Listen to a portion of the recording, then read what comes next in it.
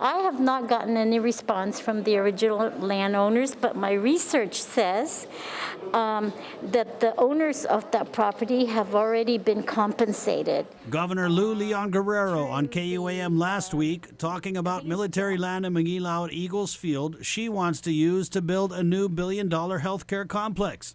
And while the governor said original landowners of the property have all been compensated for lands that were taken by the federal government, at least one original landowner and his heir begged to differ. For them to say on TV that they compensated my father, come off now. When you said that it was compensated first, show me that piece of paper, receipt or whatever, the check, whatever that you compensated him. Show me that proof. Right here's the original landowner. If there was compensated, he would have got me, but he told you he didn't get it. Elsie Flores' father, 91-year-old Henry Tenorio Flores, tells KUAM Lot 2517-BA is situated a little bit behind Eagles Field.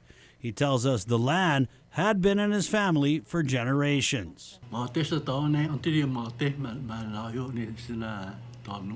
My dad died, you see, and before he died, I was given this land.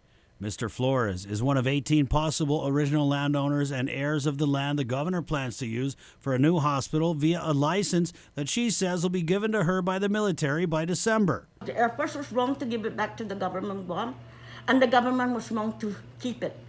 As father and daughter pored over maps, they talked about how much land Mr. Flores' family had owned in the area.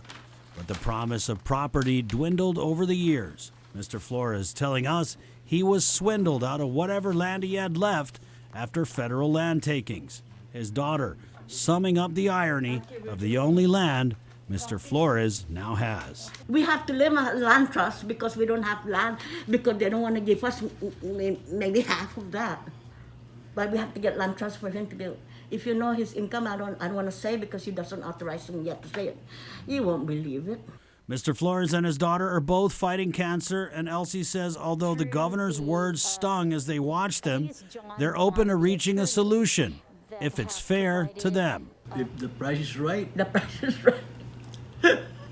Because his age already, let him enjoy himself. And as for the governor's billion-dollar health center project, Elsie says Guam does need a new hospital, but not like this. There's better ways and there's better places. For Guam's News Network, Chris Barnett reports.